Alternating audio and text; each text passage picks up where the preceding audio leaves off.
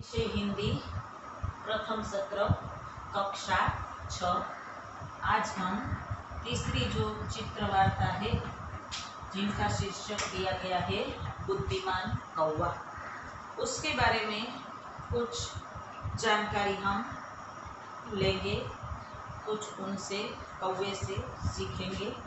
यहाँ पर चित्रवार्ता 3 जो बुद्धिमान कौवा शीर्षक दिया गया है वो कहानी शायद आप लोगों ने कभी कभी सुनी तो होगी ही मेरे ख्याल से, फिर भी आज एक बार हम उनका पुनरावर्तन मानो कर लेते हैं। कुछ चित्र दिखाए गए हैं, उनमें पहला चित्र है वृक्ष की डाल पर एक कौवा बैठा हुआ हमें दिखाई देता है, जिनकी चोंच खुली हुई है। हमें ऐसा मालूम होता है कि एक छोटे से गांव में कोई एक वृक्ष की शाखा पर, कोई एक वृक्ष की डाल पर एक कौवा रहता था।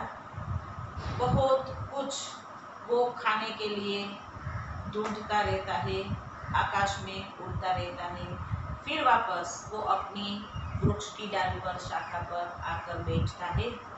तो उन्हें खूब प्यास लगी हुई है, प्यास की वजह से उनकी चोंच भी खुली हुई दिखाई देती है। तो यह प्यासा कौवा फिर पानी की शोध के लिए गांव की तरफ निकल पड़ता है। एक छोटा सा घर उसे दिखाई देता है। घर के पास वो कौवा क्या देखता है, तो एक छोटा सा मिट्टी का घड़ा भी दिखाई देता है। कौवा वहीं पर मिट्टी के घड़े में देखता है तो उसे पानी दिखाई देता है। पानी दिखाई देते ही मानो उसकी जान में जान आ जाती है। वो पानी पीने के लिए अपनी चोंच घड़े के अंदर डुबाता है, पर पानी बहुत ही नीचे था तो वो पानी पी पाता नहीं है, पी सकता नहीं है। आसपास उसने देखा, नजर दौड़ाई तो कुछ कंकड़ छोटे बड़े उसे दिखाई दिए। दूसरे चित्र में क्या दिखाई देता है, तो घड़े में कौवा कंकड़ डालता हुआ नजर आता है। उसने अपनी चोंच में जितने जितने छोटे छोटे कंकड़ वो उठा पाता था, वो कंकड़ उसने एक एक करके अपनी चोंच में दबाकर वो मिट्टी के घड़े में डालने लगा। कुछ प्रयत्न करने के बाद घड़े का जो पानी था वो धीरे धीरे ऊपर आने लगता है। कौवा खुश हो जाता है और प्रयत्न करता है और थोड़े से कंकड़ एक एक करके अपनी चोंच में लाकर वो फिर वापस उसी घड़े में डालता है। तुरंत पानी बहुत ही ऊपर घड़े के किनारे पर पहुंच जाता है। कौवा अपनी प्यास बुझाता है, पानी पी लेता है।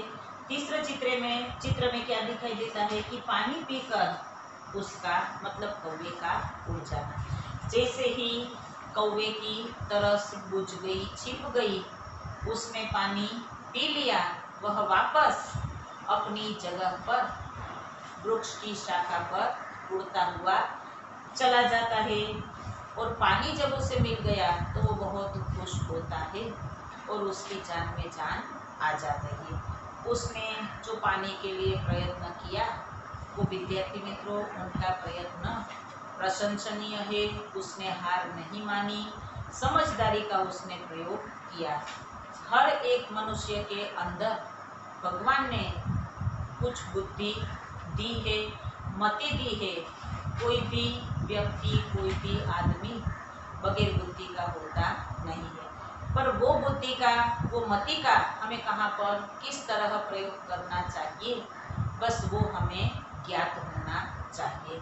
तो यहाँ पर कौवे में जो समझदारी थी, जो बुद्धि थी, वो बुद्धि का उसने सही समय पर, सही जगह पर प्रयोग किया और उनकी तरस छिप गई, बुझ गई। उसने सोचा होगा, तब सोचा होगा शायद कि पानी कैसे पीऊँगा, यूं ही उड़ जाता हूँ, तो वो कभी सफल हुआ होता नहीं। तो कौवे की तरह हमें भी समझदार बनना चाहिए। इस कहानी से हमें क्या सीख मिलती है, तो समाज में समझदार बनना। समाज में भी हमारे लिए, घर में भी, कुटुंब में भी बहुत सारी जिम्मेदारियां कभी कभी आ पड़ती है। तो कौवे की तरह बुद्धि का हमें सही समय पर सही जगह पर प्रयोग करना चाहिए। दूसरा, प्रयत्न करने पर सफलता मिलती है। इस कहानी से हमें यह भी सीख मिलती है कि कौवे की तरह हर काम के लिए हम भी प्रयत्न करें तो अवश्य हमें सफलता मिलती है। कभी कभी बैठे बैठे सोचे कि चलो आज वीडियो वॉच नहीं करना है, वीडियो नहीं देखना है, कल देख लेंगे। कल फिर इतने बड़े वीडियो क्लिप हमारे मोबाइल में आ जाती है कि हम कभी कभी बोर हो जाते हैं। इसलिए कौवे की तरह जब जरूरत पड़ती है तब बुद्धि का प्रयोग करके हमें अपना काम, अपना होमवर्क, गृह कार्य सब पूरा कर लेना चाहिए। तीसरा, निराश न होना। कौवा जिस तरह प्रयत्न करता है उससे सफलता मिलती है। हर एक छोटे बड़े काम के लिए भी काम को सुनकर, देखकर हमें कभी निराश नहीं होना चाहिए, क्योंकि हर एक काम हमें कुछ न कुछ सिखाता है, कुछ न कुछ उनसे हमें सीख मिलती है। तो जीवन में हमें कभी भी निराश नहीं होना चाहिए।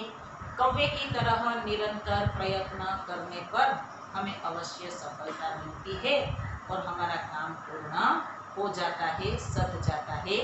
धन्यवाद विद्यार्थी मित्रों। मैं आशा करती हूँ, अपेक्षा रखती हूँ आपसे कि आपने यह कहानी अच्छी तरह सुनी होगी, तो आप भी इस कौवे की तरह जीवन में सफलता प्राप्त करने का जो गुण है वो आप में विकसित करोगे।